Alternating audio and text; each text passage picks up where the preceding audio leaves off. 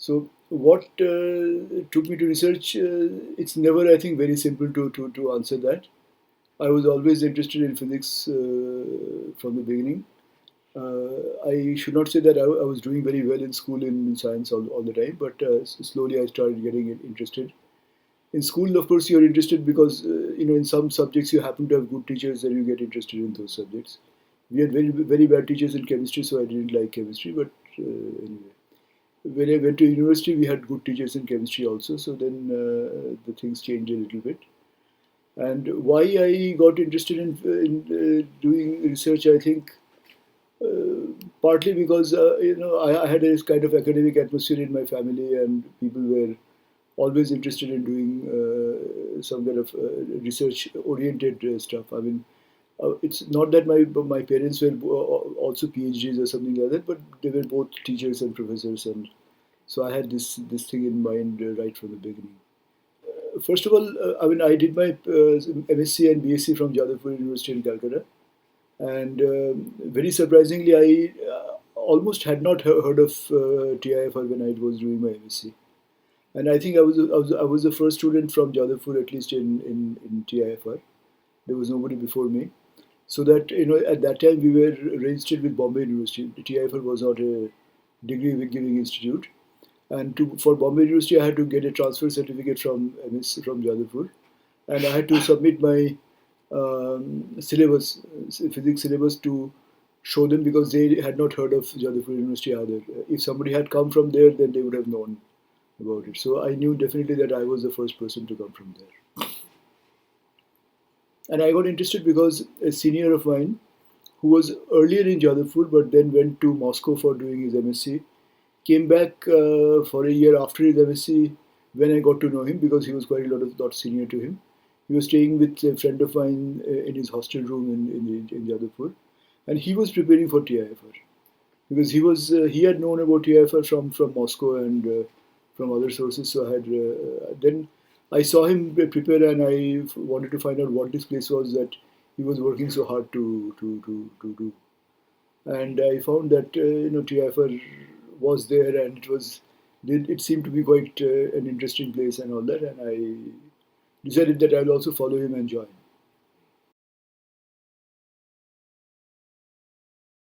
TIFR was quite different. I mean, it's always very easy to go into the good old days kind of syndrome. It is not always that everything was good, but it was quite different. So just to give you a very brief idea of the geography of the place, because everything depends on what you have around you. So when I joined in 81.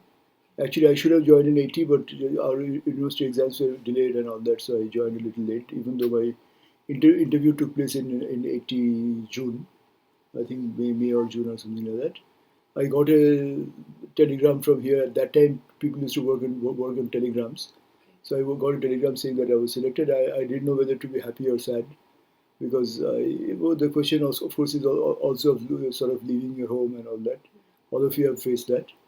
So I decided to come, and as I said, let me tell you about the geography. At that time, when I came for my interview, the only two buildings in the campus on the colony side were Brahmagupta and Bhaskara. There were no other buildings at that time. Panini was just being made.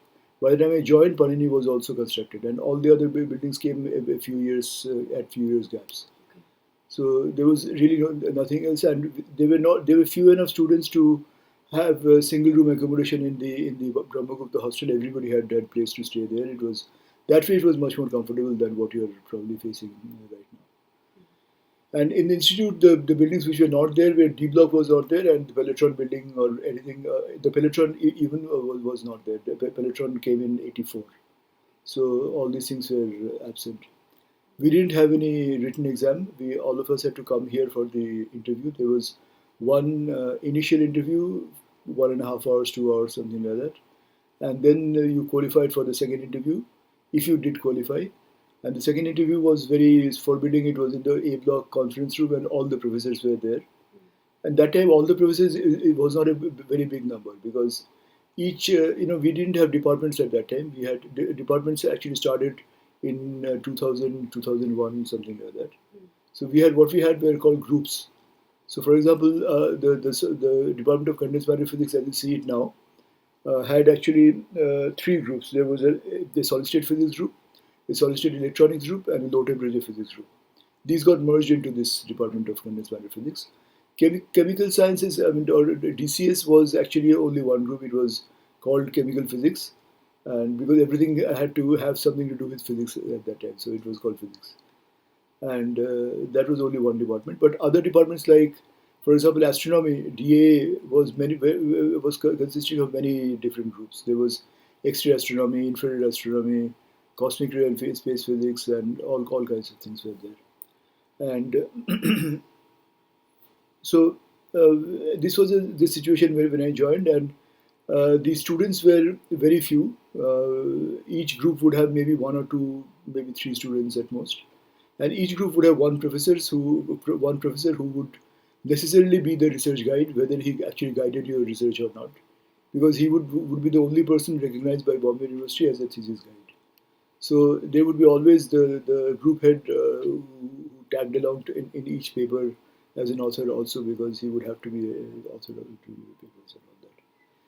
But otherwise, things were good. We didn't have a regular, very well organized graduate course, but there were always some course or other going on. You didn't have to pass anything. You had to attend. Make sure that you attend. If you don't attend, then it becomes a black mark against you. But there were no formal exams and no formal passing of these courses. So we had to take courses which were far outside our field of, so like quantum field theory, and that was interesting because quantum field theory was being given by a student who was just 1 year our senior. And this was T. Padmanabhan, who became a very famous astrophysicist, and he joined IUCAA, and he's now also close to retirement, but he's one of the sort of major astrophysicists in the country. He used to teach us quantum field theory. He was also a very good friend of ours. We used to take all kinds of problems to him. And other than making this difficult subject quite easy, he had this very interesting habit that whichever side of the board he was on, he would write with that hand. So if he was on the left side, he would write with the left hand. He was right on the right side, he would write with the right, and they were almost the same handwriting. He had many different qualities. And when we joined, there was one other interesting thing, because we didn't join any definite department. We joined TIFR, and then within the first 1 year or so, we had to decide which group to join. So there was a lot of sort of pulls and pushes about everybody wanted you to join and all that. And our group was that way a kind of landmark group, because it was one of the biggest group of students that joined at that time in 1980. Our group consisted 81. Our group consisted of our student group consisted of about 18 to 19 students, including chemistry, biology, physics, everything together. And we were the first group batch to have girl students in physics. There were girls in biology, of course, but nobody had joined physics before us. We had, I think, three girls in physics, and that was a landmark for that kind of thing. And of course, it created a lot of interest because of that. This is a batch with three girls and things like that.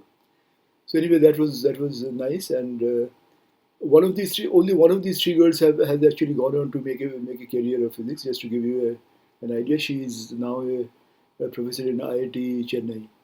The other two did not sort of did not live with physics afterwards.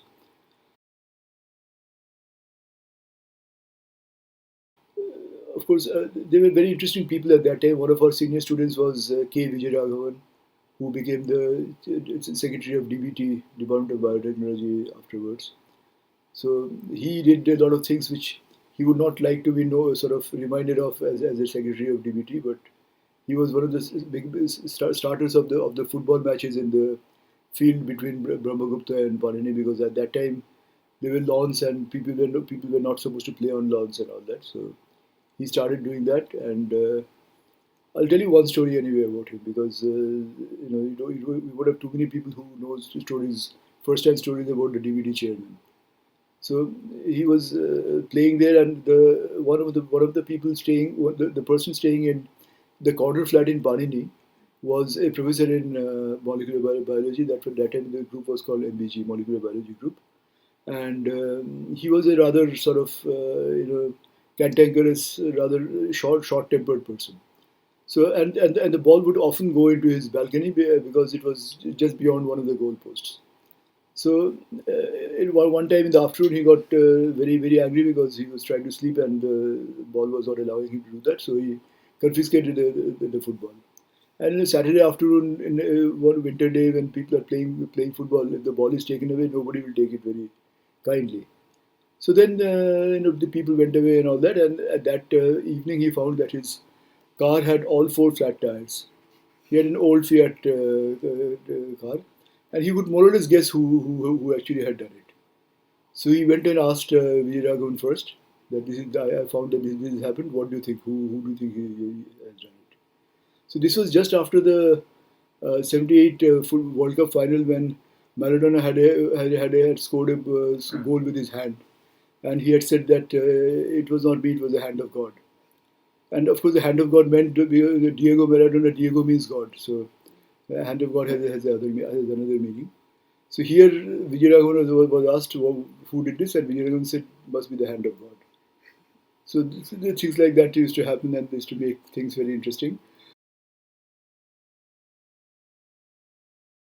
The other thing that used to make hostel life very interesting were these images movies, because at that time the film club movement was very strong, and we used to get every weekend we used to get movies from the film archives, the original 16 millimeter and 35 millimeter movies. So we have seen almost all the sort of great movies sitting here. We have had film festivals here, and I don't know, at least some films like, I don't know if you have heard of Meera Nair. Meera Nair is a maker of this Salam Bombay and all that. One of her sort of earlier films was called Bombay Cabaret. This was the life of these dance girls in Bombay. Very well made, and it was a kind of documentary film. It was not a story. And that film was actually premiered by Images in the in lecture theatre. So we had the honor of taking her out for dinner after that. We took her to East Canteen because there was no other place to take her to close by. But that was the kind of thing, and we had an international French film festival that was organized by Images and all that. And there was a sort of very dedicated group of film sort of watchers and film showers, and we used to show all kinds of art films also. And these art films, because they were often difficult to understand, they used to come with very long abstracts which were put up on the notice board before the movie. And sometimes it was difficult to see which was more difficult to understand, the abstract or the movie. So we had long discussions about that after the movie with tea and all that. That was one of the sort of more interesting things. We also had to necessarily go out for dinner on Sundays because there was no place to eat in the locality, and Bhava had made sure that Sunday evening everything would be closed here. All the canteens would be closed, like now, and also on closed Saturdays. We used to have alternate Saturdays also off. So he used to make sure that people go out for dinner at least once a week, and don't get completely bogged down here. And the other thing was that when we came, there was still a very noticeable influence of Bhava around. Even though he had gone about 13 years before we came, everything was actually as if Bhava's ghost is still there.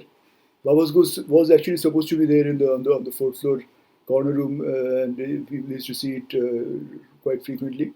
That room was not used for a long time till 2001, till Professor Jha, who was a director, who became director, who sort of poo-pooed the ghost idea and took over the room, and it became director's room. Otherwise, nobody used it for a long time. So anyway, his ghost was still there, and there was till almost the time that we joined.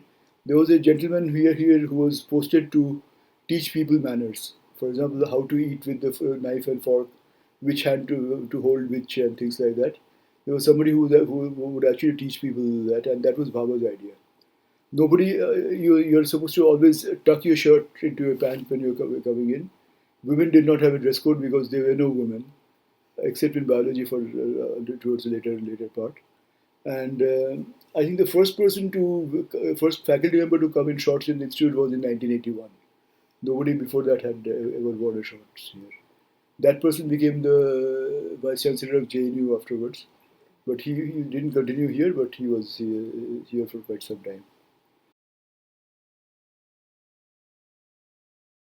At one time, this was actually before, it's almost stopped before our time, but there were lecture notes like this available from for many different areas, and every year one person would come to give a long series of lectures for about 3 months, and these people were interesting people. The first lecture note was given by on quantum mechanics and relativistic field theory. It was given by, I don't know if you would believe it, it was given by P.A.M. Dirac. So, Bhava had the stature that he could bring people like him here and make them give courses. The second was given by Wenzel, who also was very well known. Then there were courses by, let me see, by Alfven, by W.E. Lamb, Heitler, Dalits, Bloch, Takagi, Sakurai, all kinds of very interesting people. And you had a lecture note, and students from here used to take these lecture notes, and they were typed, and they formed these lecture notes. We didn't have the pressure of finishing in 5 years. But strangely, it didn't mean that we used to go until 7, 8, 9 years, except for some cases where they happened.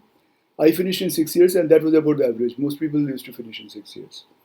And some people, of course, there was this freedom was there that if you got interested in something else and you didn't want to do research for some time and then want to come back, you could do that and you could take 10 years, provided you're doing something. I mean, you're not totally wasting your time.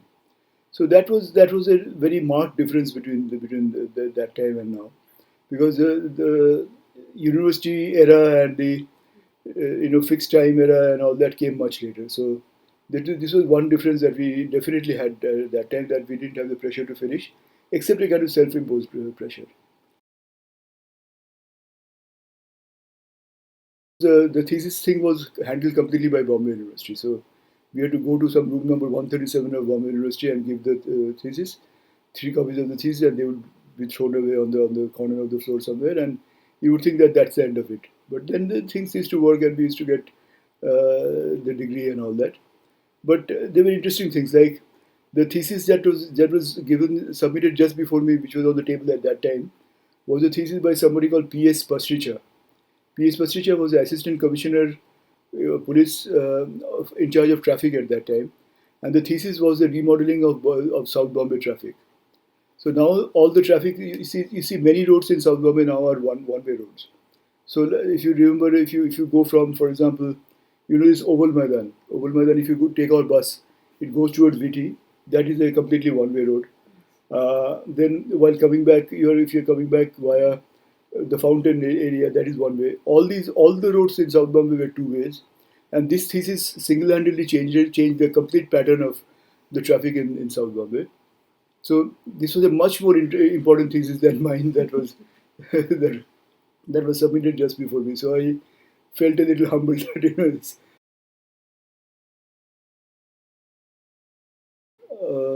I got interested in this subject because nobody was working on it at that time. So this is called now it is called nanoscience or nanotechnology and all that. First of all, the name nano came into vogue in the early 90s. It was not called nano. The prefix nano, of course, was there. It's a Greek name. I don't know if you know what nano means. The word nano means in Greek, it means nanos. Nanos means dwarf. So you can call the story, talk of the story of Snow White and the seven nanos. But again, so that was the meaning of the prefix. But that word was not used. So I was working with 12 nanometer particles, but we would call them still microparticles. So I've just kept it here to show you. This is something that I worked with in my thesis. So this you can see this white powder at the bottom of this. Yes. Maybe you can't see it in the camera. So these are 5 nanometer particles of aluminum oxide. The important thing here is that if you just shake it and disperse the particles like this, these particles are so small that they will take almost a month to settle down, because the the gravitational force on it is not enough to sort of take care of the Brownian motion and other things. So it will just keep on floating around for a long time. So if you come up after a week or so, you can still see it like this cloudy. So, okay. But this is actually some sample that I really use for my work.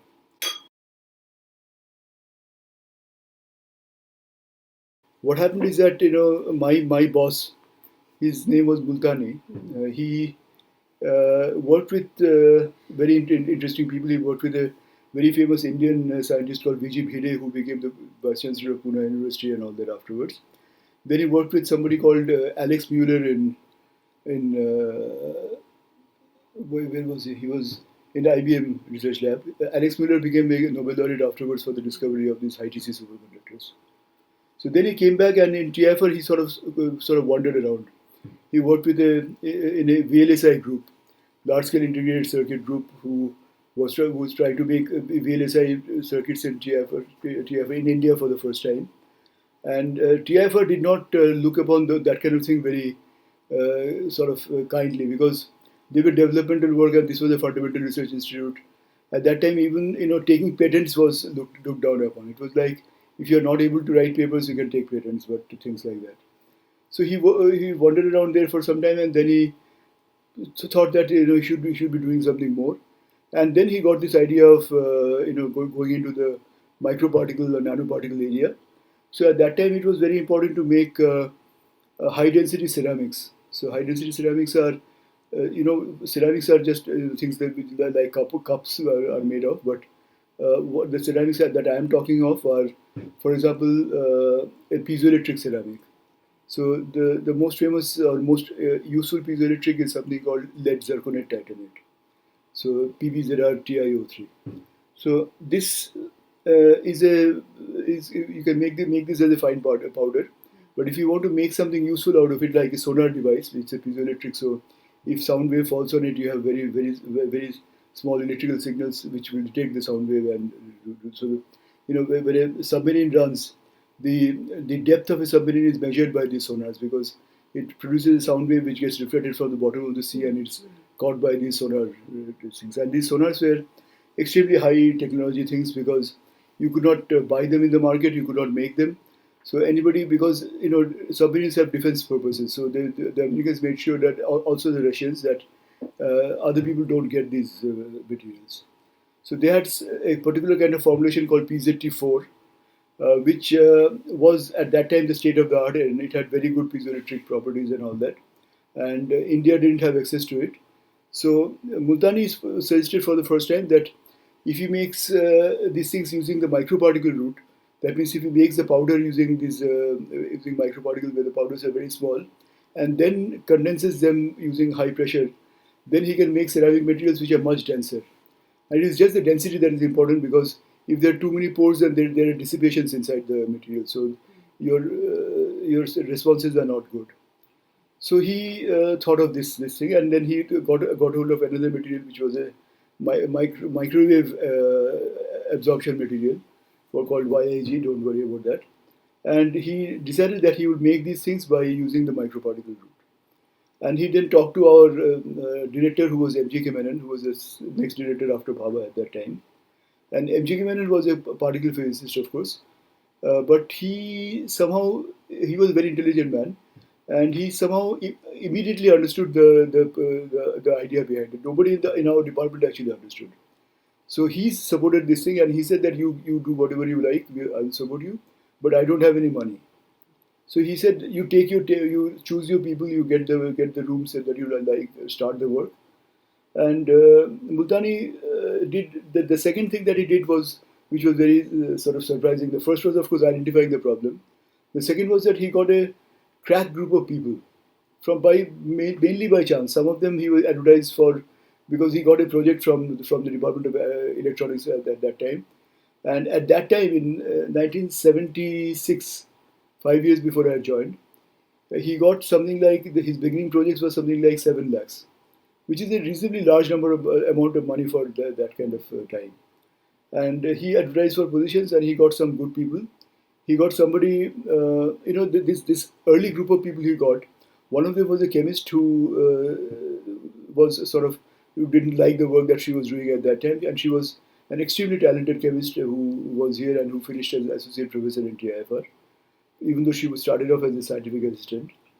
Another person became, he stayed there for some time and then became a professor in the Indian Institute of Geomagnetism. Another person started a ferrite company and he became the partner of that company. So his first group of 5 or 6 people were so talented that you could almost give them any problem and they would solve it. And this PZT4 thing, uh, they actually took on the might of the US Navy. The US Naval Lab had made PZT4 and they had got some kind of electromechanical coupling constant, which was the holy grail of everybody. Everybody was trying to get this. And these people who had never worked with this kind of thing, in their lives, they got together and in 5 years they could match the same numbers as the US Navy people had got.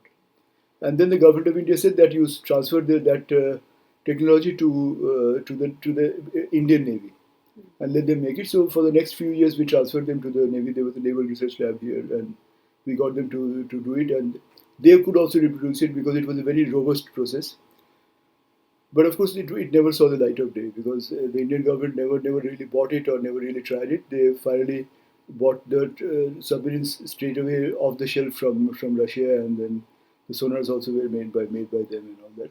So all that effort was not useful, but that started the movement in India. So I can say that with confidence because at that time, uh, Sienna Rao had just started bringing out a Indian material science journal called the Bulletin of Material Science. Now it is not very high impact factor or anything like that, but that time it was very good. And the first few issues had review articles of all the material science areas that were being covered in India by all the top people. And there was nothing in fine particle science or this thing. The first article in fine particles was by Multani. And when I joined in 81, I found that there was a lot of expertise in making fine particles, but nobody was measuring physical or chemical properties of these things. They were just making advanced materials or high quality materials out of this. So I thought that this is a very good chance because I don't have to do the chemistry actually, somebody else is doing it for me, and all these materials are ready. For example, for PZT, lead zirconate titanate, the two end members are lead titanate and lead zirconate. One is a very typical ferroelectric, the other is a very typical antiferroelectric. And you could easily see the size dependence of the properties of this ferroelectric and antiferroelectric by studying these properties, and nobody was doing it. So I joined, and even though Multani at that time he was quite headstrong, he did not get along with some of the other very brilliant people that he himself had hired, and they all left in about 5 years' time. All that he was very kind to me in the sense that he agreed to whatever I said. He did not look at even when I wrote a paper. He did not even look at the paper very much. He just said that if you think it's okay, you can publish it. So, and in my thesis, he made I think 3 corrections when I wrote my thesis. So, of course, you have to learn to write from somebody. So I actually learned to write papers from Mustansil Burma because we had a joint paper with him in 1985 or 86, which is still quoted a lot and it is still cited a lot. And there, he showed me that how every line, every word should have a meaning, and you should not write anything if that word doesn't really fit in or that word doesn't have a meaning. So I'm very grateful that I really learned something from him at that time, other than physics. So anyway, so we started doing this work, and then soon it got interesting. I could get good results, and so sort of the first physics results came out of the group after I joined. Even though some good materials work, some excellent materials work has been done, and the promises that Multani had made to the Department of Electronics, they were fulfilled. He could get the numbers that they wanted. Of course, as I said, they were not used. So that was how I started of my work. And then I got interested in various other things, and I had the freedom to do whatever I wanted. So I did whatever I wanted, and there were no other students till 1985 or so when somebody else joined. He is now a faculty member in Minnesota, University of Minnesota. So we had, at that time, by the time he had joined, I had, even though I was only a senior graduate student, I had pretty much the run of the group. So I could, decide what to do, what not to do, and it was quite good at that time because I had nobody was, at least hindering what I wanted to do. and it was easy to get good problems because there was no competition. I mean, whenever you see some material and you see that you can make it in fine particles, you can always study the properties. It's like saying that you take a book on condensed matter physics like either Kittel or any other more advanced book, and every chapter that you have in that book, you can study that chapter from the point of view of reducing particle size, and you'll have new results. So it was an open world, and many new things were there to be seen, which was why when I finished my thesis in '86, I was the only person sort of who was working in this area, and if the institute wanted to work in nanomaterials, they would have to take me. So they gave me a job immediately after I finished, and I continued from there onwards. But then this high TC boom started, and everybody forced everybody else to work on high TC, except particularly the younger people. So I took that as a challenge, and I worked on the high TC materials for a little while. Then I shifted to working on again size dependence of properties of high TC materials and all that. I went for my postdoc at that time. I got delayed because for the first 2 years, as I said, this high TC boom was there, and everybody was supposed to work on that, and I could not leave that. So then I went for my postdoc to University of Florida because I had met a person 2 years back at a conference in Italy, and he had given me the 2 years, not 2 years back, in 1984, when I had almost not published, and he had said that whenever you finish, you could come and join me. So I was too lazy to look at anybody else, and I joined him. I probably would have got a better postdoc, but I did do some interesting work with him on. It was a chemical engineering group, and I worked mainly in chemistry at that time. And chemistry was a subject I started hating in school, but then finally that was what I did there. This was to work with microemulsions. So it was basically work with liquid nanoparticles rather than solid nanoparticles. And we did some interesting work with that, and then came back. And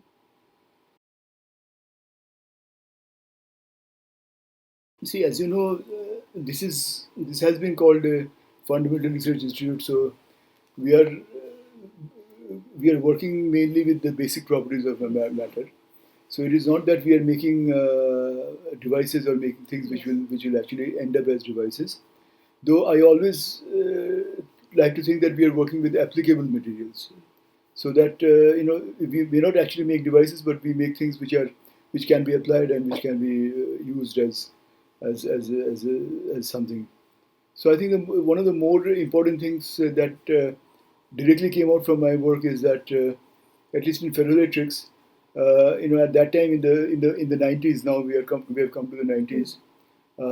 There was this very strong idea that magnetic memories would be replaced by ferroelectric memories, because the advantage is that in magnetic memories you need a magnetic field and a magnetic measurement device to actually read the bits, the magnetic bits, and magnetism is always much more difficult to handle than electricity.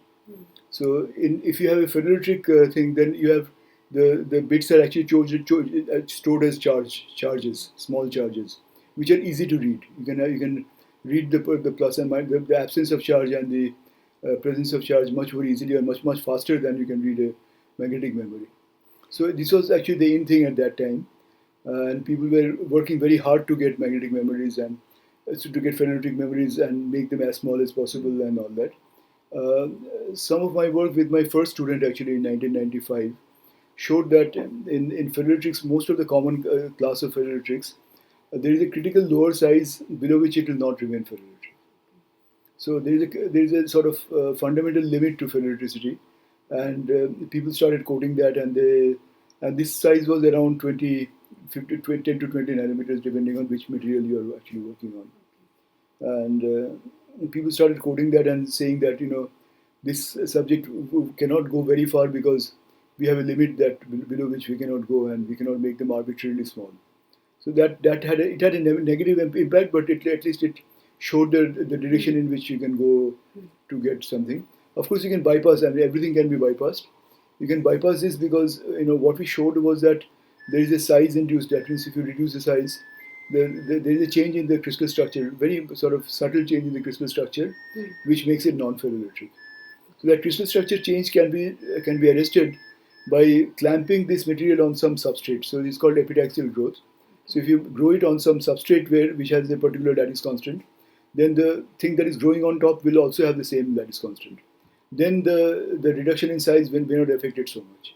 So by doing that, you can bypass it to some degree, but at least you have to know what to bypass. You have to know that this is there. And then afterwards we did a very thorough sort of survey of this in superconductivity also, and we showed how superconductivity itself is also destroyed and reduced when you decrease particle size, and what are the mechanisms for that and all that.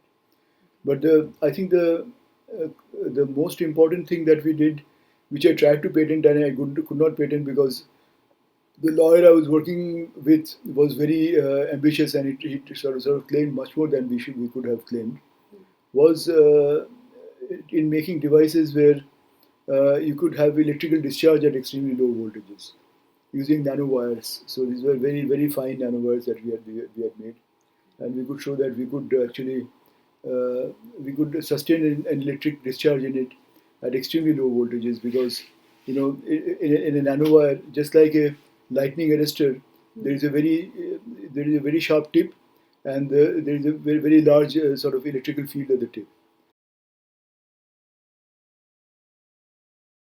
I think I've made a lot of collaborations with people in the different departments. So I think except for the Department of High Energy Physics, I have worked with almost every other department, and we have some work that has come out. Much of my collaborative work is with DNAP, Department of Nuclear and Atomic Physics, where these nanorods themselves, we have shown that if you shine these lasers on them, then you can get very large quantities of X-rays coming out. And the X-rays come out even from a flat metal plate, but if you make them in the form of nanorods, then the X-ray emission is much, much larger.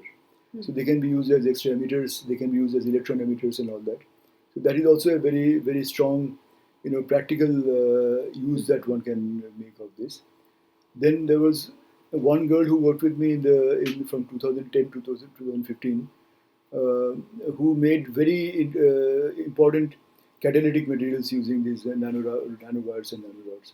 She was a chemist, and somehow she came here because she had married a visiting fellow who had got a job here, and she came and said that she wants to work with me, even though her background was completely in chemistry. I said, why don't you go to DCS and find out what they are doing? They are doing, many of them are doing very good work in materials, and you can work with them. So she went around for 2 days and said, I have gone around this. So I said, have you found anybody? She said, yeah, they're very good people, but I want to work with you. So for the first 2 months, I said, you would stay in the lab. I will not commit to taking you, because she was not a TIFR student. She just came informally. And she was so motivated that she finished her thesis maybe in 3 years. And she worked much faster than the regular PhD students that I had. And her work had very interesting catalytic applications of these nanoparticles, which also I find that from the societal point of view, they will be very useful, because they can be used for what is called environmental remediation. That means taking out harmful gases, taking out harmful components from water for both gas phase and aqueous phase. So many of this work does have very strong application angles. We have not made the devices here, but we are open to working with them. I have had some talks with people who want to make these devices and all that. Nothing has come out so far, but I think these things will sort of be useful at some point of time. The major thing that has happened is that it has gathered a lot of hype. When I was working on it to start with, it was just like any other science. It was interesting, and it was like any other. Now it is taken to be the sort of be all and end all. It is supposed to be the answer to everything. People are there, and then people say immediately that nanomaterials have promised so much and they have delivered nothing.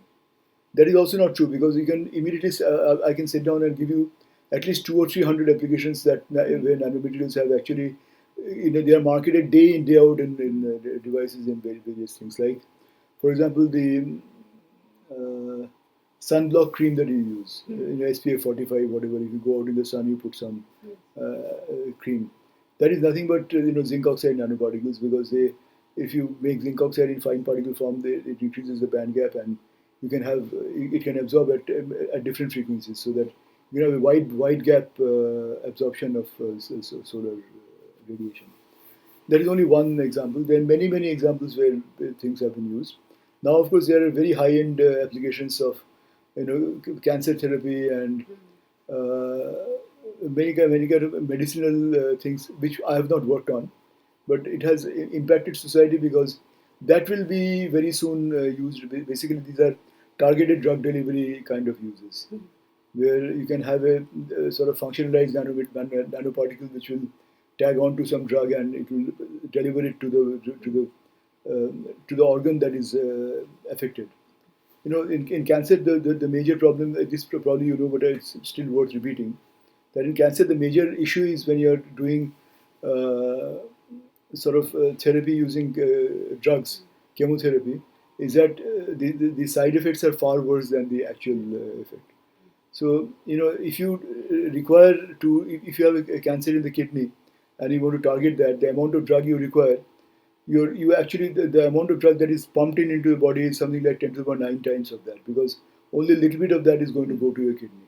And that other part is going to affect every other part of your body.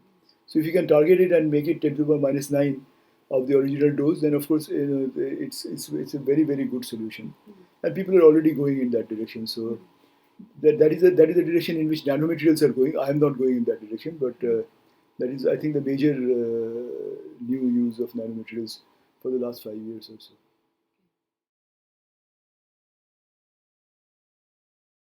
So I've been in the nano mission from the beginning.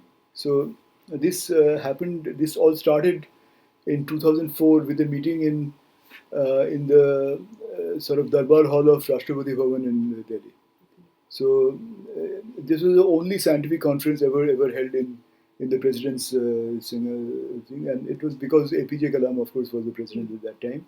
He understood the importance of this, and he called some 16, 17, 18 nanomaterial people from all over the country, whom he thought would look after the future of nanomaterials, and he called them. He had a sort of closed door meeting for the whole day, and in the morning he started off by giving a talk for 30 minutes, and he did not say one irrelevant thing in his 30 minutes.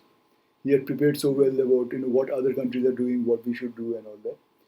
And then he didn't let us relax. We gave our own talks about what we were doing, and just after lunch, what he did was that he made 4 groups of four each to look at 4 different aspects of nanoparticles, and said that we bring out white papers to say what are the directions in which this should take, this should go. So we were there till late evening, when he took us on a personal tour of the Mughal gardens to show all the flowers and all that, because he likes the flowers very much.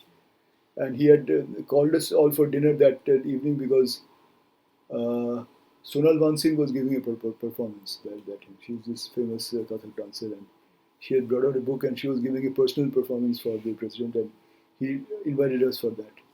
I could not go there because the next morning I had to leave for the US, and my daughter was alone here, so my wife was already in the US, so I had to come back.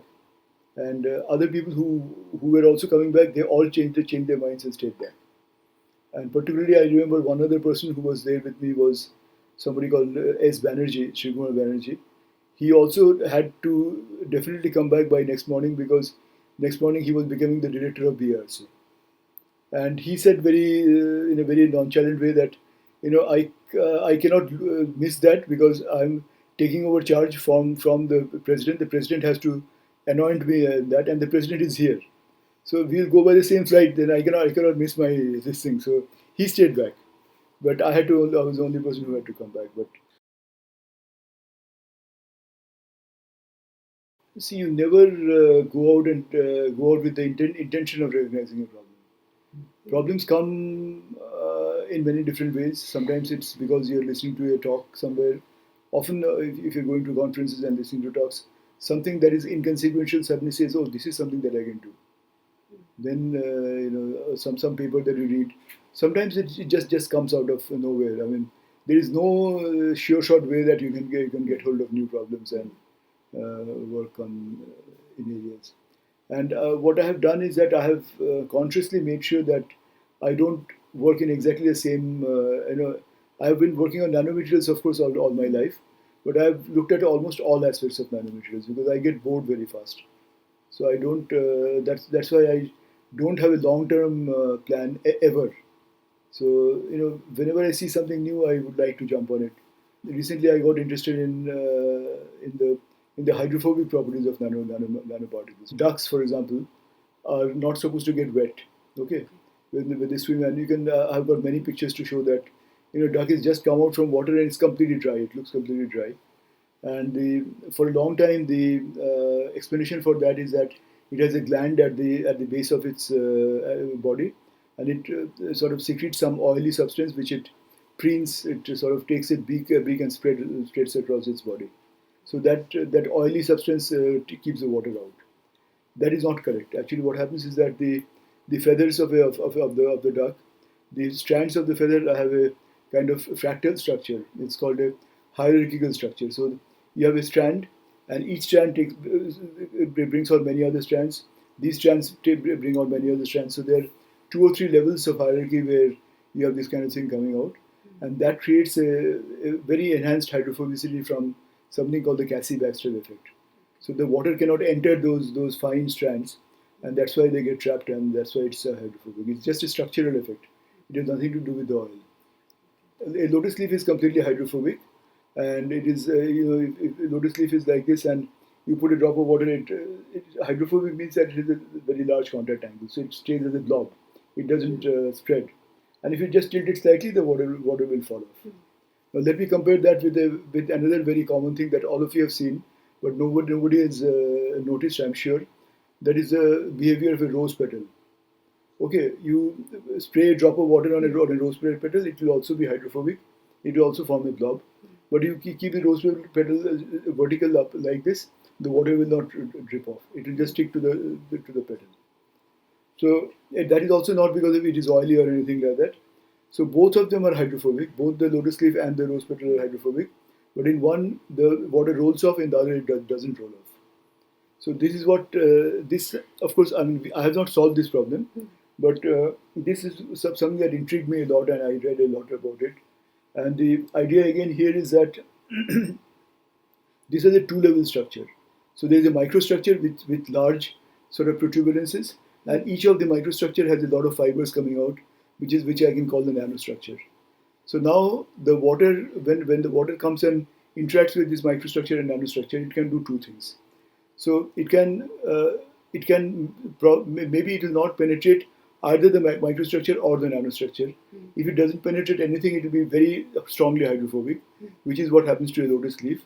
But in the case of rose petal, the microstructure elements are slightly far apart.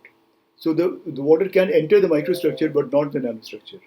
The fact that it doesn't enter the nanostructure gives it the hydrophobicity.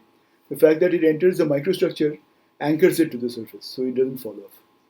So if you just look at it under the microscope and do that, then you can see this. So now what happens is that the old ideas of surface tension are now invalid, because earlier you had only one parameter, that is the contact angle. Now there is not only the hydrophobic or hydrophilic contact angle, but also the adhesive property, adhesive or not adhesive property. So there are 2 things that have to be looked at. The second parameter is actually the contact angle hysteresis. Because now the contact angle is not one single property, but if you just put a drop of water and allow it to grow by taking a pipette and putting more and more water, the surface will get anchored and it will just grow in size. That means the angle will change. So there is a minimum angle and a maximum angle. The difference between the minimum and maximum angle is the hysteresis, and that tells you how much adhesive it will be. So now it's a 2-parameter theory, and we what we did is that, as I said, we did not solve the problem of why one is hydrophobic and attractive and the other is hydrophobic and not attractive. But we actually simulated that entire thing in the lab by using these nanorods. So if you have a substrate like this, and you have pins or strands coming out like this uniformly, that's a sort of non-hierarchical single-level structure. So that is completely hydrophilic. But now we can make bunches out of these. So some say 5 rods makes a cluster, another 5 rods make a cluster here, another 5 rods make a cluster here. Now you have 2 levels of structuring. So now you can now make it hydrophobic and adhesive, or hydrophobic and non-adhesive, by changing the nature of the structuring and the nature of the clusters. So we could make an artificial rose petal or an artificial lotus leaf using just these clusters of nanorods in the lab. So then this paper was sent to Nature, but Nature of course did not accept it. But when we published it afterwards in nanotechnology, Nature actually covered it in News and Views, and they said, they gave the heading was "Raindrops Keep Falling Off My Head." So this was the first time that we made a metal hydrophobic by nanostructuring it. So that was actually one of my major things that I did. And that was done by a BSRP student in 6 weeks. So she did a very good job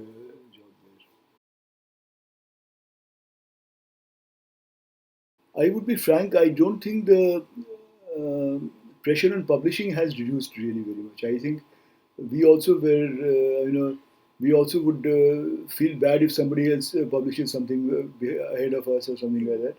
And if some other student is publishing well, we would also try to publish well. And the only thing that has now changed, I think, is the very large stress on impact factor. Okay. So that number game we did not have, because the impact factor was not defined at that time. So neither the H index nor the impact factor had a role to play. But the pressure to publish was always there. Let us not fool ourselves. At least in the last 40 years, it has not changed. That it does. It is easier to publish from abroad. It's easier to publish if you have a foreign collaborator. There is no doubt about that. And it is also easier if you know people in the circle. Okay. So if it's a small circle, like one branch of theoretical physics that people work on here, if it's a small circle and everybody knows everybody else, it's much easier to publish. Okay. But now, for example, solid-state physics or nanomaterials is such a large area that it is impossible that everybody knows everybody else. So then, the referees, it is quite likely that the referee would not know me. And why is this knowing important? It is actually important because when I also say referee a paper, I always look at where the paper is from. Okay, if it's from a small place in Libya, and if it's from Stanford, I will obviously put much more emphasis on reading the Stanford paper much more carefully and trying to, if it says something that is not very, maybe it doesn't seem correct at one shot, I will still try to read and read again and try to find out what is wrong with it or what is not wrong with it. The other paper I will probably just brush off in one shot. So it is unfortunate, but it is true that where the paper is coming from, who the authors are, is very important. It is a qualitative judgment, it is not a quantitative judgment. So from India, you have to be, I think, 30-40% better to publish in the same journal. But once you start publishing in good journals, then of course your recognizability increases. So that way is good. But this is unfortunate but true. We have to work harder to get in the same journal. Since the time I've joined, the idea was that if you can publish in PRL, you will not publish in a journal. Okay. Then often the thing is that we should not de-glorify Indian journals. And Pramana is a reasonably good journal. Okay. So I would think of publishing the second or third paper in an area in Pramana. Actually, I have not published anything in Pramana. There is not a good this thing, but I have published in some other journals in Indian journals also. Particularly the proceedings of the Indian Academy of Science and all that. I have published review articles in that. But if you have a good sort of landmark result, I would say it would be very nice if you could publish in Indian journal, because if the result is really good, people would see it. But we don't do that. I cannot tell a lie and say that we should do that because I have myself not done it. So we have to be honest about this, and again, the question is who will bell the cat. If a lot of people start doing that, then the journals also will become better and other people will do it.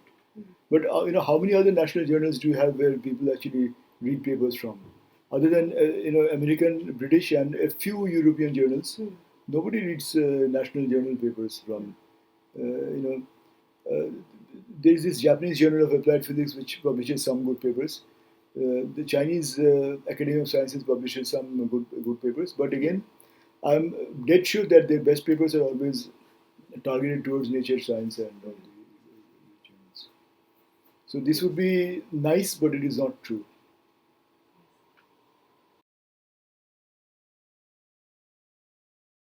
I did not think of choosing any other place. For example, in the beginning, there are a few reasons for that. In the beginning, TIFR right now TIFR has competing institutes. When I was taking a job, I don't think TIFR had a competing institute at that time. So I don't think that TIFR was unquestionably the best institute at that time. The other thing that I've really enjoyed in TIFR, which I've already talked to you about, is that the fact that you can go to the canteen, and if you have a problem in your mind which you don't know how to tackle, you'll find one person who will be able to help you. And that's how these collaborations have started.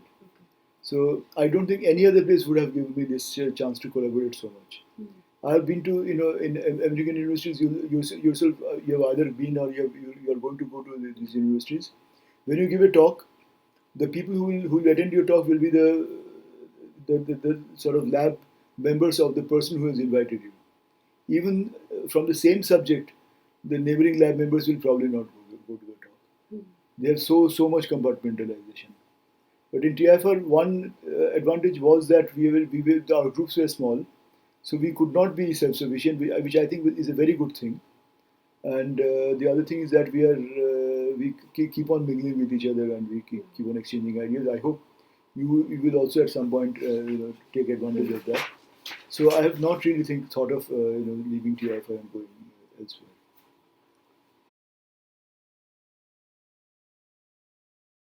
So this was a kind of holy grail of condensed matter physics for a long time, getting TC to increase, and there was no set pattern for doing that. This was superconductivity was one area which is very sort of usual in condensed matter physics, where experiments are always ahead of theory. So in this case, the first experiments were done in 1911. The theory came in 1957, 1959. The really good theory, Baden-Cooper-Schrieffer theory. Even the BCS theory fails notoriously while predicting TC. If you tell it what TC it is, it will be able to show you the TC. But it needs a lot of parameters which will otherwise you will not be able to get, and it will not tell you. If you give it a material with some known properties, it will not tell you what TC it is going to have. So that's why it was very difficult to look for TC. Some people had gut feelings, and they worked in that area. For example, this Alex Mueller, even when my boss was working with him, he was working with high TC. He was working with trying to look for high TC superconductors in 1965. He got it in 1986. Okay, but he had some inkling in what kind of materials he will get. If his inkling was correct, then he would have got it 20 years earlier. So he also took a long time to look at it and get it. But India has a strong background in doing material science. With material science, synthesis of materials is something that I should not be sort of very derogatory, but it doesn't require too much, innovation or too much imagination. It is something that you can do repetitively.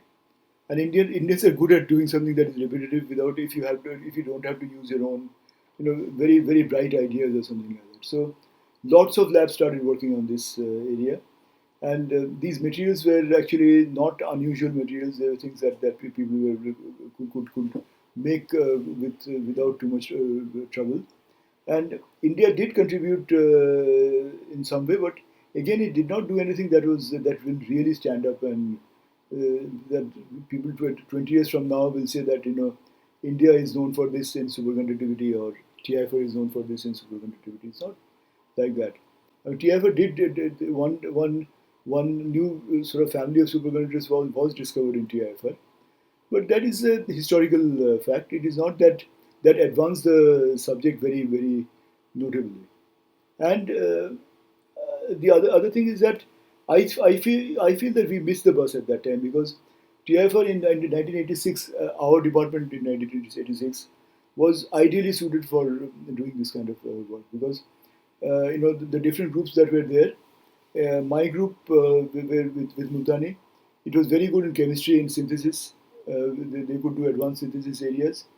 There was one group which was doing specific heat and heat conductivity. This is Sudesh Dhar's group, which was very good in that.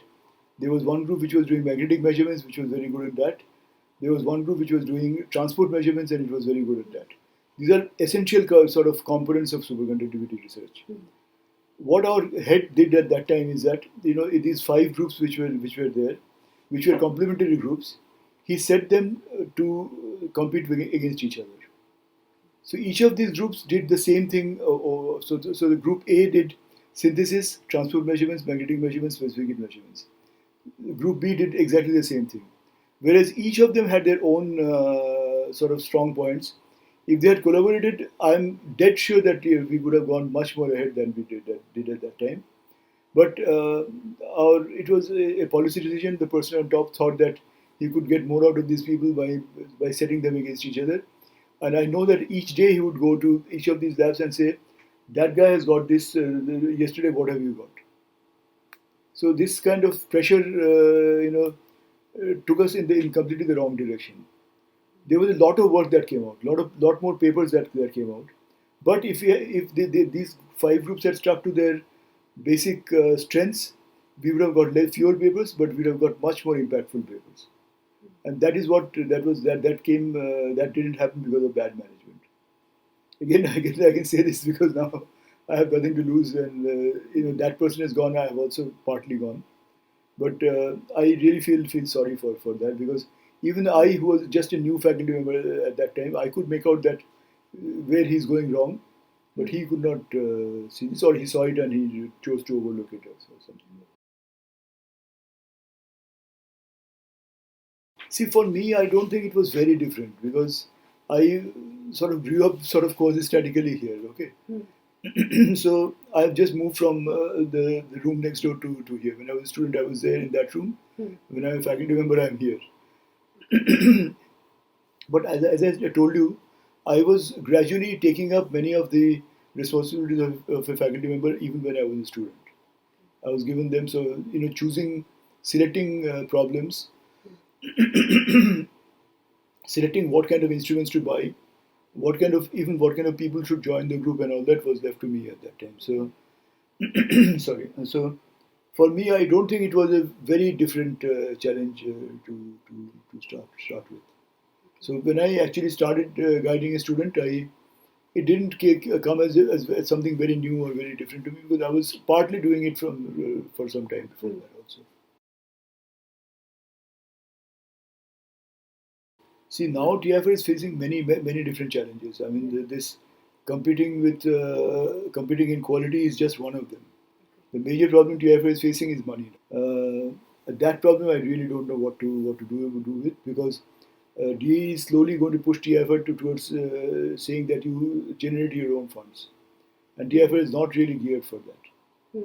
I mean, there are some ways in which we can do it, but our expenses are so huge that we can never hope to generate that kind of funds. If we do that, we'll become a very mediocre institute who will sort of make things which are saleable, but by doing that, they'll be losing their main sort of advantage of being innovative and being doing top class fundamental research. So I'm little pessimistic about TIFR's immediate future. I don't think that in the next 5 years we are going to do much better. So after that, depending on the kind of direction we have from the top and all that, depending on what the DE feels, what the government feels, maybe they will change. Maybe they will come back to the older this thing because this is not a situation in which TIFR is going to thrive. So it is unfortunate but true, and we have to start taking more and more people. I mean, our department also has fallen behind. The DCS also has not taken too many people recently. We have to take faculty members, but Faculty members also have, as I said, they have more choices now. There are more ICITs to go to. The advantages that the TIFR had earlier are no longer very apparent. We have an early retirement age, which where IITs and ICITs have a obviously later retirement age, which is also there. Our salaries are not sort of significantly higher than any of the other salaries. So now, at this point, if you say that you're going to make me director now for the next 5 years, I would really not know what to do. I don't think there are any large scale changes that I can think of which will rejuvenate TIFR in the short run. So, as with many other things, I'm a kind of long-term optimist, but a short-term pessimist about this issue. So, I'm not very happy about the way things are going just now. This has happened very quickly, actually. In the last maybe 2-3 years, this has happened. So, I hope somebody better than me, as far as ideas are concerned, will do this. But I really don't know who can do it very clearly. Who can do it much better right now. So I don't want to finish on a finish this part of the segment at least on a very pessimistic note. But really, we have to come out with ideas, and I don't have those ideas. I mean, if you asked me 10 years back, how do you make TIFR better, I would have given ideas because I know what are the ground realities at that time, and those ground realities were sort of suitable for TIFR to prosper and do better. Now the realities are not suitable for TIFR. So first of all, one has to change those realities outside TIFR over which we don't have any control. That is the problem. So 20 years back or 10 years back, we could have done things which were in our control and made TIFR better. Now it's much more difficult. For the rest of the countries, like for example, we have to always talk about the US because our main competition. I mean, even though the competition is much higher, our main competition is the US. In the US, this shortage is not very recent. In the US, for a long time, forever actually, you have to always fight for your funds. You have to always write proposals to get your funds. Okay, so they are accustomed to doing that.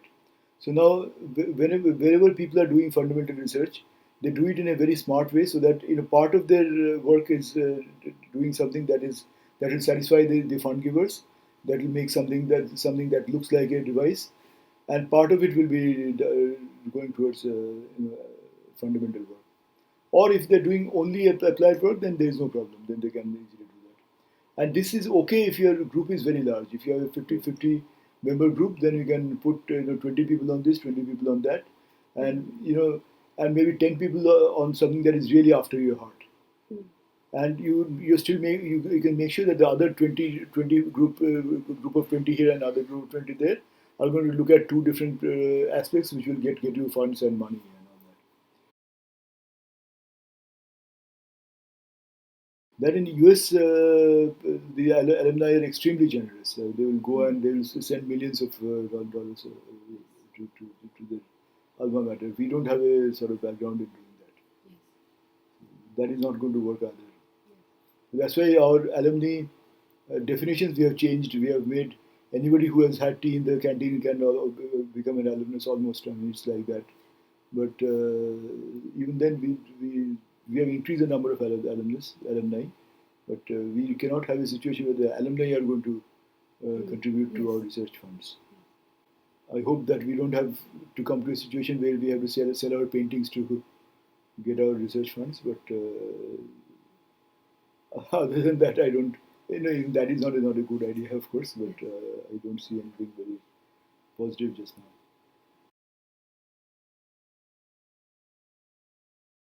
No, I've generally, I would say that I've been quite fortunate with my students, and even the students I did not want to take in initially, like this girl I talked about, everybody has finally done quite well.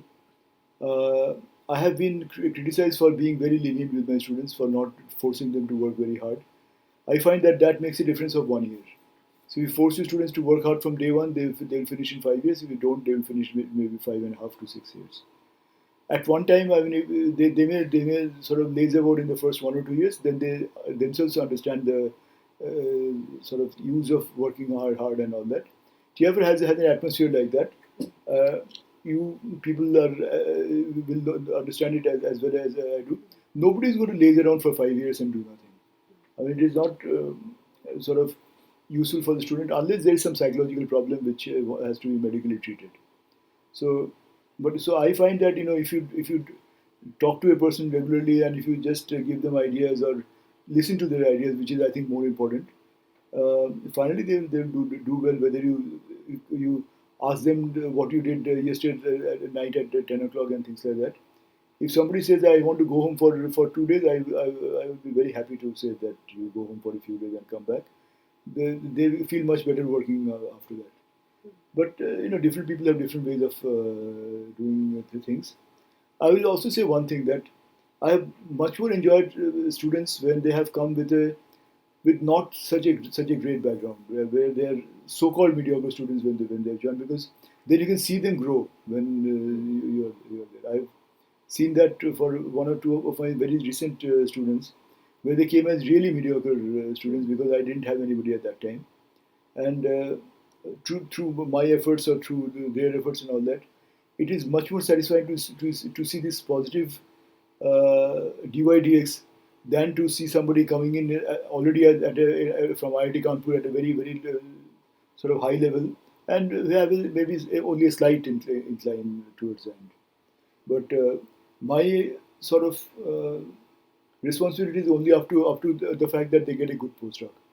After that, I will give them good recommendations, but then it's up to them what they do, because what they do in their postdoc will decide what they do afterwards.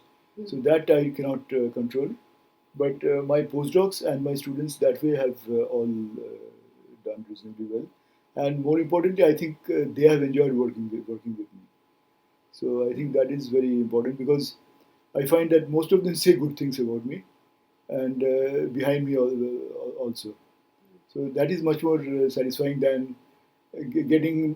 Maybe if I had been a sort of slave driver, I would have got two more papers out of them, but they would have gone with a bitter taste. I don't like that. I may not be a very rigid person or very strong person, but I am what I am. I mean, I have to make do, and the students also have to sort of accept that. They find it easier to accept, of course, but that's how it is. I've enjoyed my interaction with students. I've had about 8 students. As an academic, I have many other interests, but I can't think of any other first. I mean, if I had not been an academic, maybe I would have been a teacher, but not a researcher. But I don't think that I would have enjoyed myself in the private sector or in financing or anything like that. So I think I've chosen really what would be my sort of what should I say? If you have an energy landscape, then if you have one global minimum, I have fallen into that. So I don't think I would have found any other metastable states where I would have done. Well, in my school, my sort of top subject was literature. I was in school. I have never stood first in mathematics, but I've from the beginning I have stood first in English literature or English always throughout. But so what happened is that I'll tell you this because there is no harm in doing this now. So I was in a school called St. Lawrence High School in Calcutta. So there, we had this 11-year schooling, and we had in 9, 10, 11 we had to choose between science and arts and commerce and all that. So that depended on your marks that you get in class 8 maths. So if you get above a certain marks, then you get science. Otherwise, you can choose. We had only commerce. We didn't have arts actually in school. So I chose science because commerce I hated. I would have probably thought about arts if arts was there, but by that time I was really I liked the school, I liked my friends and all that, so I didn't want to leave school, so I chose science. But I was not that great at science. So in standard 9, we had these terminal exams kind of thing, first term, second term, third term. They added up to the final thing. So in the first term, I failed in 3 subjects, and the 3 subjects were physics, chemistry, and maths, which was disastrous for somebody trying to take science, right? And so at that, I mean, so far my parents were very relaxed about what I was doing. If I did well in some subject, they would also it maybe it will elicit a sort of weak smile from them. If I did badly, they would also not say anything very much. So they were quite cool about what. Now they got a little flustered, and my mother said that I have friends in some other school where you can do arts, and if you want to change over to English literature, why don't you take arts and do that? So that time, of course, nobody wants to go out of some place as a failure. So I said, no, now I can't go. I mean, if I went at standard 8, I could have gone. But now I failed in these subjects. I can't go out now because that will be always haunting my mind that I could not do this. That's why I've taken this. So I sort of worked harder and I managed and all that. But in school, in class, in St. Lawrence High School, I never stood first in class. The only time I stood first was in the higher secondary examination from my school. I was a topper, completely unexpectedly. I never expected that because there was several students who were much better than me. So it was good that I had a lot of sort of competition from the beginning. But I think I enjoyed literature quite a lot. So I would have liked to stay with literature. That is the answer to a previous question also. If I was not doing science maybe. But my father, who was also a literary person, he did his physics BSc and then he moved over to literature. So he also said that you cannot come back to science afterwards. If you do arts or do literature now, you cannot afterwards. So you do science now and then afterwards, if you want to do something else, you can do that. But you can't come back afterwards. Of course, he was fortunate enough to have extremely good teachers. I mean, when he was doing his BSc in Calcutta University, one of his teachers was C.V. Raman. And then after 1 year of doing MSc, he decided to not continue any further because his health was not good and he could not manage the labs and all that. So he took 1 year off. He studied other things and he wanted to do philosophy MA. So they allowed him to do after taking some exams and all that. So he did his MA in philosophy, and in MA, one of his teachers was S. Radhakrishnan, who was the first Indian president and all that. So I don't think there is any living person who had both Raman and Radhakrishnan as teachers. So he was fortunate in that, but he managed. So I would probably have also not been unhappy to do literature.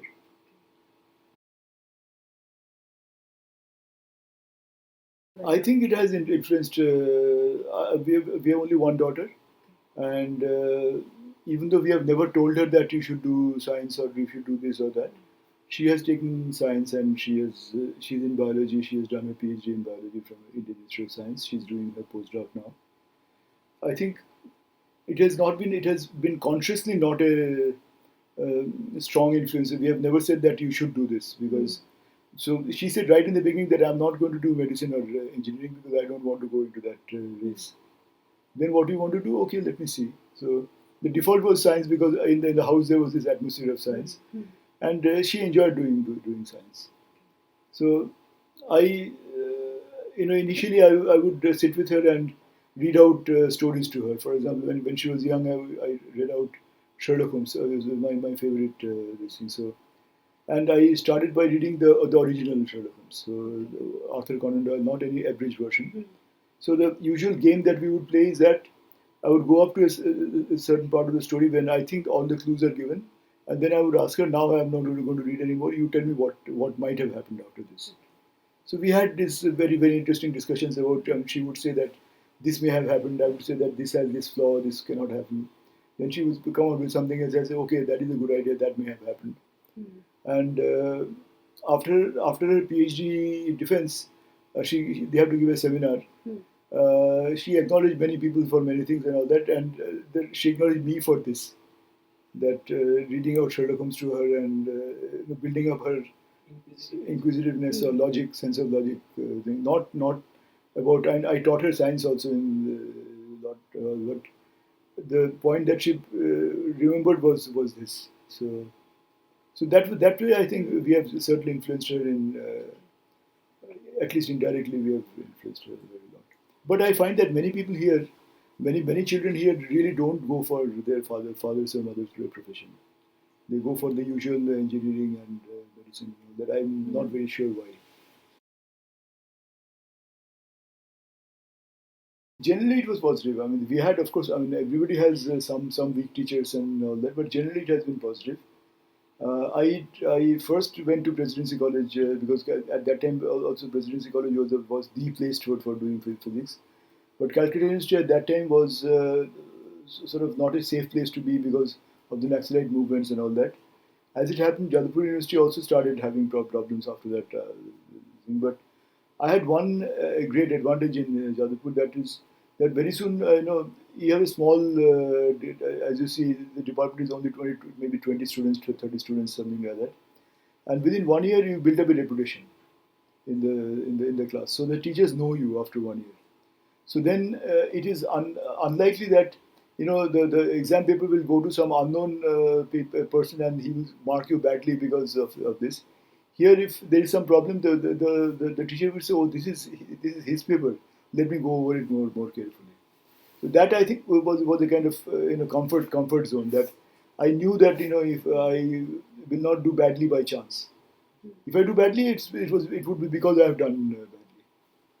So, and also we built up a very good, not I, all of us built up a very good rapport with our teachers, and some of them were very good. So, we really did benefit from them. Not all were great teachers, but overall the atmosphere was reasonably positive, and I think I'm not happy. I'm not unhappy with Jadavpur. I don't have too many bad words to say about that. Afterwards, I think the standard of teaching has slightly gone down, maybe. But even now, yeah, I think now if I look at the collection of teachers, in between they also had improved. But now I think they're not as good as we had them at that time. So yeah, my impression of Yadavpur was is reasonably good, and somehow it did prepare me to get into TIFR. So I cannot say that it has been very. And it's not that I did a lot of studying on my own. That what I did not do in MSc or BSc, that I did a lot of parallel studying to bolster up. I did more or less my syllabus, and then little bit here and there, and some popular reading and all that. It has happened quite recently. I even in by 2010 or 12 also, I was not taking pictures very seriously. So my photography hobby came, I think, after in the last 5 years or so. It has, I think, grown naturally. I don't think there has been any. But and in photography also, I've mainly restricted to sort of animals, birds and animals and all that. But I like to travel from a long time, so that travel habit I've always had. And storytelling also, of course, everybody likes. So I've combined the travel with storytelling, and I think one thing that was appreciated quite a lot was we made a trip to Peru in 2017, and I gave a talk on that. I don't know if you had attended that. So I gave a 1 hour talk on that here on many different aspects of Peru, and that was very well appreciated. So people from other places also have told me to give the talk, and I have repeated it in a few places and all that. It's a completely pictorial thing. It's based on some few hundred pictures, but it has been on many different parts of Peru. The archaeological and historical aspects of the Inca civilization and other parts, the the diversity of the landscape, because it has these extremely high altitude plateaus. It has these huge rainforests, and it has the deserts. It has very interesting kind of different kinds of animals. So all those gave a you can talk. I could talk maybe 2 hours about it without any trouble, because that was one place I liked very much. And I like to plan these travels very well in advance. I don't go through travel agents only. So I plan my travel properly, and then most recently we have been to Iceland to try to look at the northern lights. So and there, just by chance, I got a very beautiful picture of northern lights in front of the Great Bear at night. The Great Bear constellation of stars, and it is handheld camera. If you try to take a star, night sky with a handheld camera, your hand is bound to shake, and you're going to have star streaks. But somehow I took many pictures, but one, and these were taken with 1 second exposure. One particular picture, even though it was so cold that I was shaking anyway, there was some kind of internal feedback which made it steady, and I got a picture of the Great Bear as well as the green glow on top of that. So it doesn't look spectacular, but I'm very proud of that photo because it has somehow come out very nicely. Then I've been taking pictures inside the campus. So inside the campus also you have very beautiful bird opportunities to take. I don't put them up on the internet. I love sharing them when people want to watch them. But I feel that most of these stories, like the Peru stories, most of the pictures have a story behind them. So if I don't tell you the story, then the picture by itself is somewhat mundane. So I would rather be the person telling the story than just showing you the pictures and you just leaf through the pictures and not get the feeling. I've not had any solo trips so far. Usually it's with family, either with my wife or with my wife and daughter. Or what I more like is to go in small friends groups. What I don't like at all is to go in tour groups. So I went on a tour group first to Egypt, and from that point of time I decided that this is the last time I'm coming on a tour group. Because you go to Egypt and they take an Indian cook with them, and you have to eat Indian food throughout the. So my idea of going abroad is that you're walking on the lanes, you're eating the local food, you don't understand what people are saying, but still you're trying to decipher something. That is the challenge there. And then if you're already always cocooned by this tour guide and cook and all that, it's horrible. And I remember once in this Egypt thing, once towards the end we started to escape from the tour lunches. So we would go on our own and hunt some kebab shop and find something to eat. And we had one family going with us, who was actually Vijay Mallya's cousin, but a poorer Mallya, not Vijay Mallya type. They were also quite rich. So he was gone with his wife and two daughters and all that. His daughters became friendly with our daughters. They were vegetarians, apparently. So once we were going to this kebab place, this guy slowly comes up to us and says, "Can I go with you? Because I'm also very bored with this food." So he just ditched his family and came with us. Anyway, that kind of thing happens. After that, I've never gone in a group. So, but then, like recently, we went last week. We went to Tadoba. Tadoba is this Maharashtrian tiger reserve.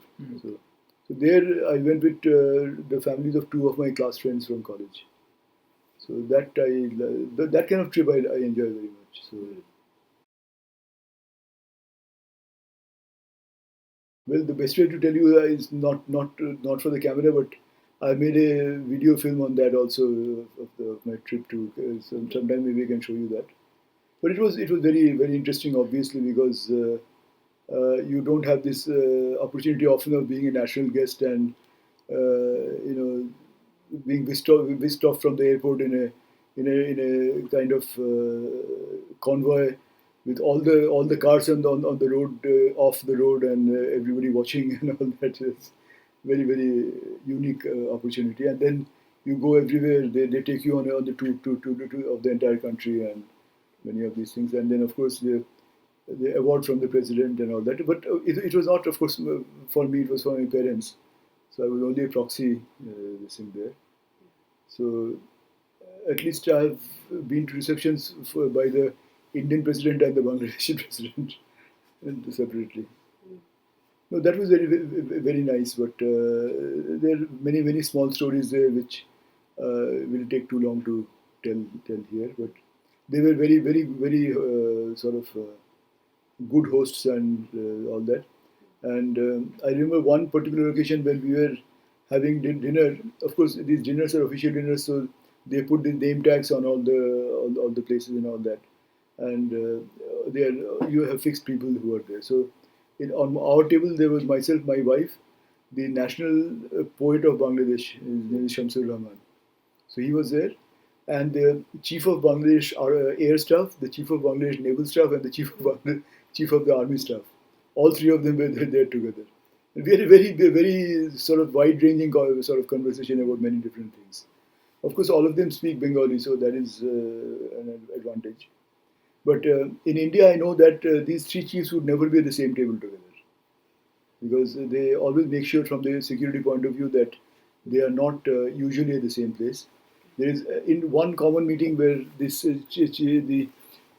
three chiefs of staff meet, but from the time of Indira Gandhi, it is not for the security of the country only that these three people can somehow get killed in some terrorist strike, but Indira Gandhi made sure that the three people don't meet so that they cannot sort of confide and do something to rise up against her. So any mutiny would not take place. So she made sure that the three army chiefs, the three force chiefs never come together. But in Bangladesh, they were not so particular about this. So we talked about many things.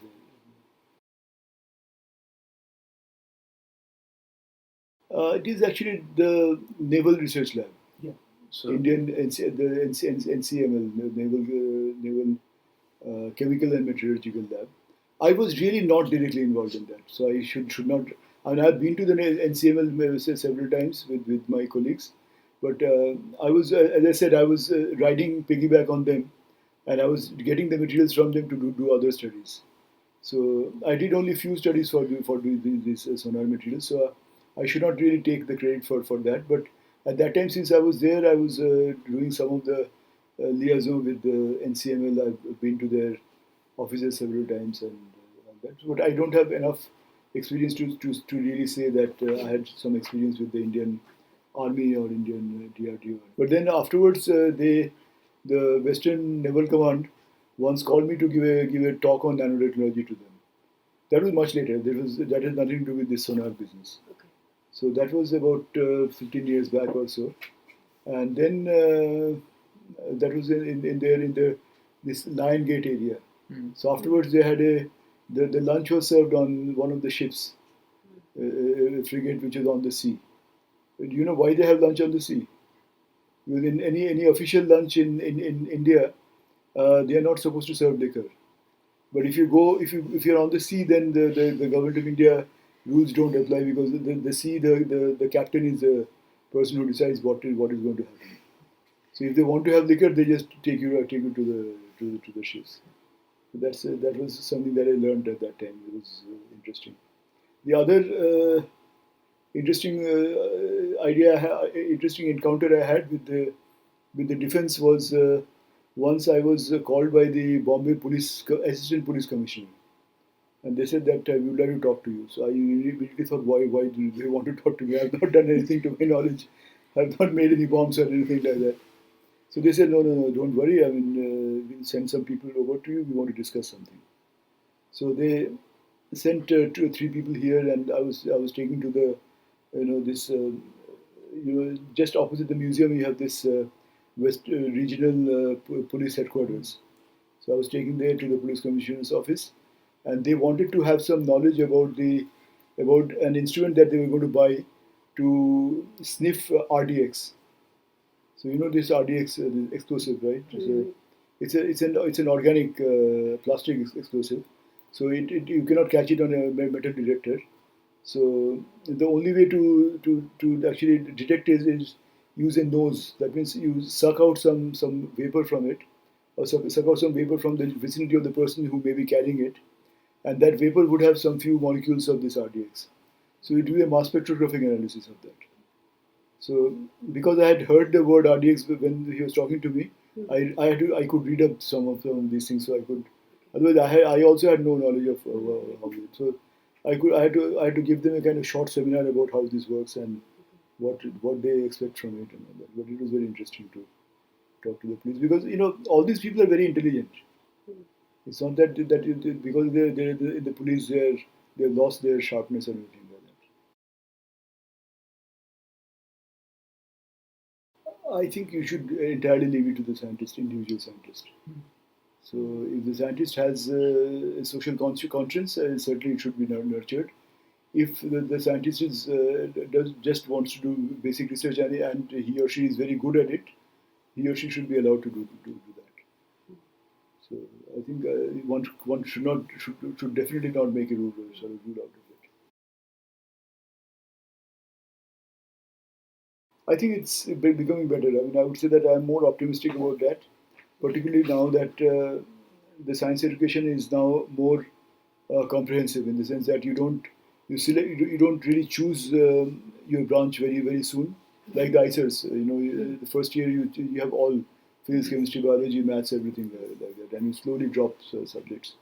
I think that's a much more integrated way of learning science, and we have picked up that sooner than later. So I think that's a very good idea, and I would be more happier also if even in the TIFR graduate school we have a more open-ended structure of these graduate courses where students can have the independence. They already have some independence of choosing other subjects from other areas also, and doing more collaborative work, because the main interest in future science will be from interfaces. Yes. Interfaces of different subjects. So if you know more than one subject, it is always going to be of benefit to you.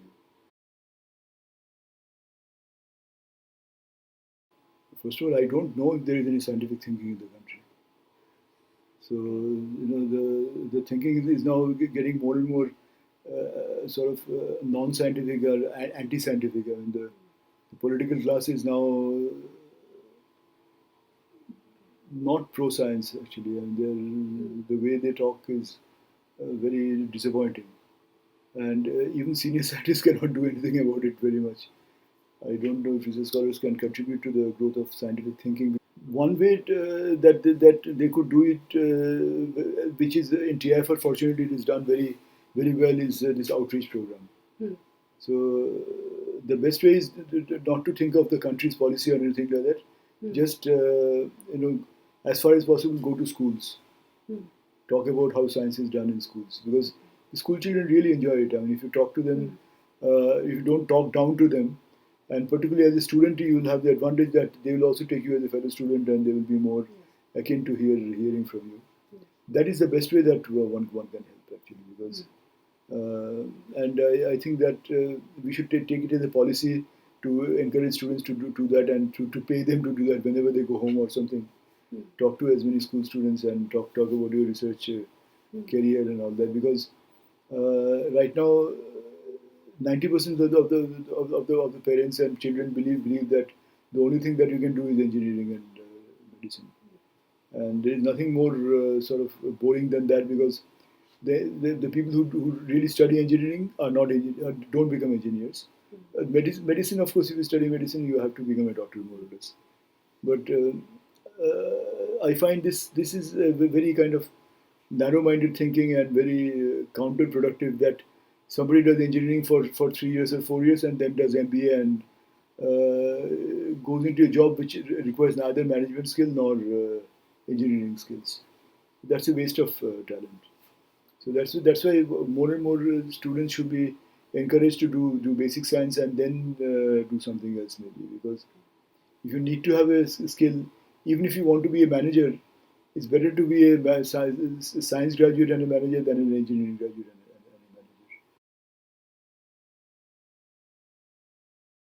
manager. Many people have asked me that. I don't really know myself. I have several offers. I may take something, may not take something at all. As I said, now I may just take up my hobbies more seriously and do more traveling and more photography.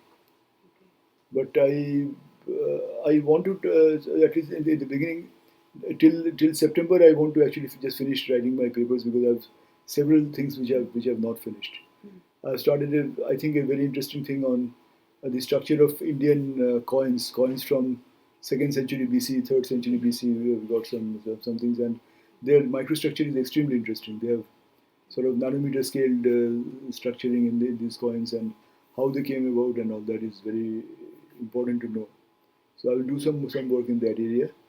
Then want to maybe give a course on nanoscience and technology with the idea of writing a textbook from a rather new perspective. As I said, it would be from the perspective of writing a standard textbook with where every chapter sort of considers what would happen if the systems were not infinitely large and but were finite sized. So that is the kind of textbook that I want to. But these are short term things. Overall, I think I will be doing more traveling, and as long as my health permits. Yes.